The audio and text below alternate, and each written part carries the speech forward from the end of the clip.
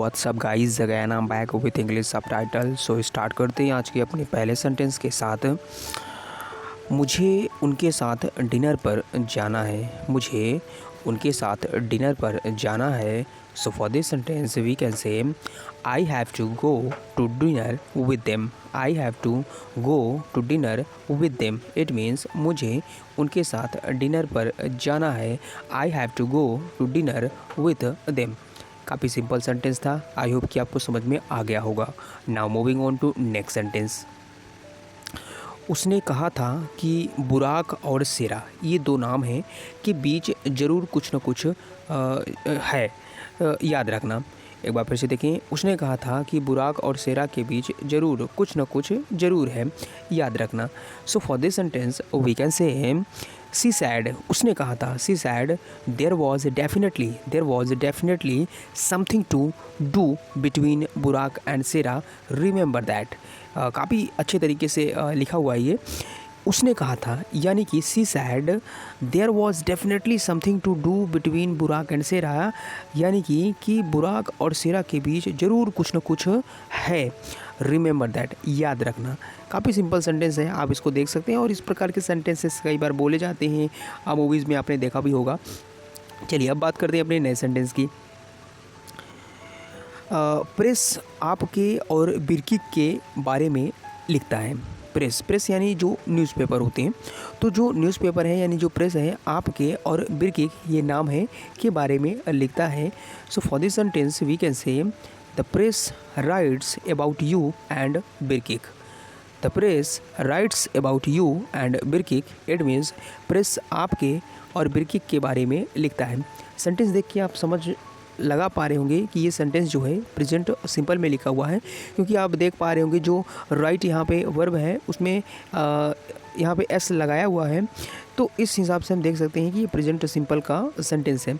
तो प्रेस आपके और बिरकिक के बारे में लिखता है। It means the press writes about you and Birkik. Now moving on to next sentence.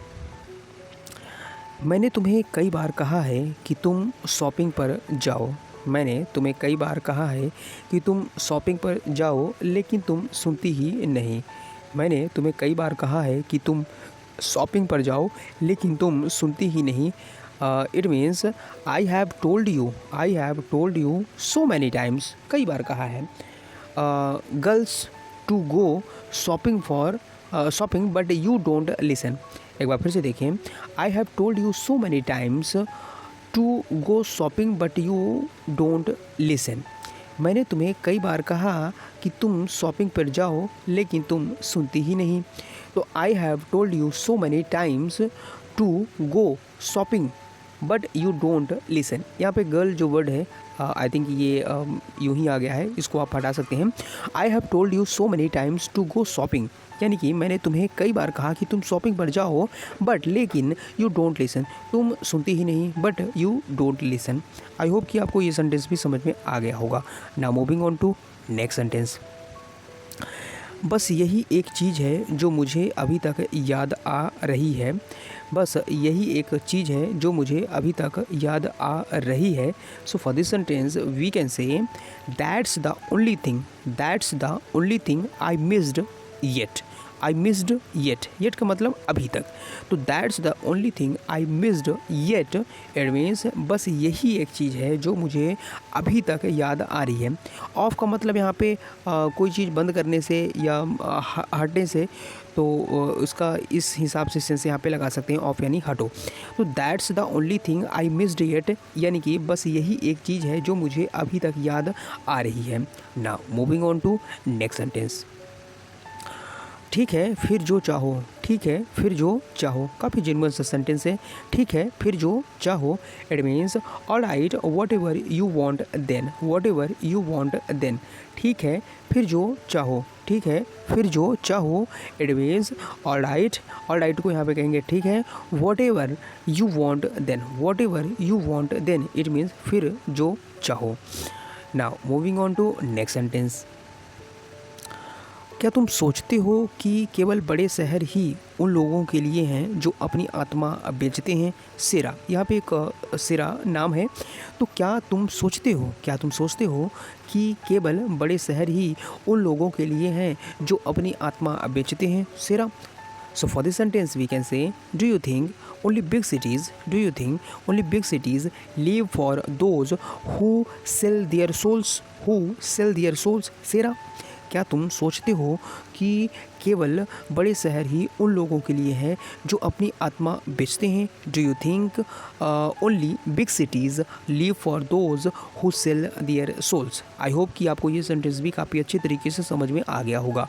Now moving on to next sentence.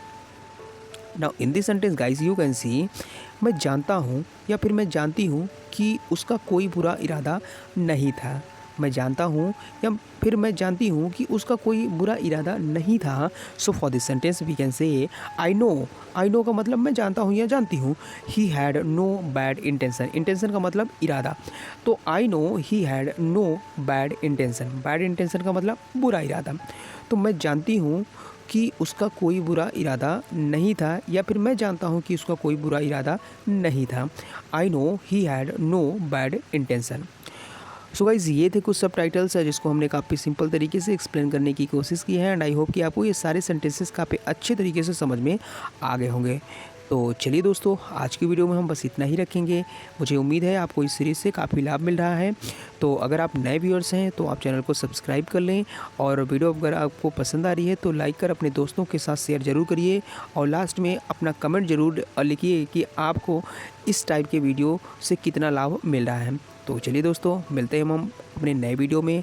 तब तक आप सभी लोग अपना ध्यान रखें, अच्छे से पढ़ाई करते रहें, अपना माइंड हमेशा पॉजिटिव रखें और हमेशा अपने लक्ष्य की तरफ बढ़ते रहें। धन्यवाद।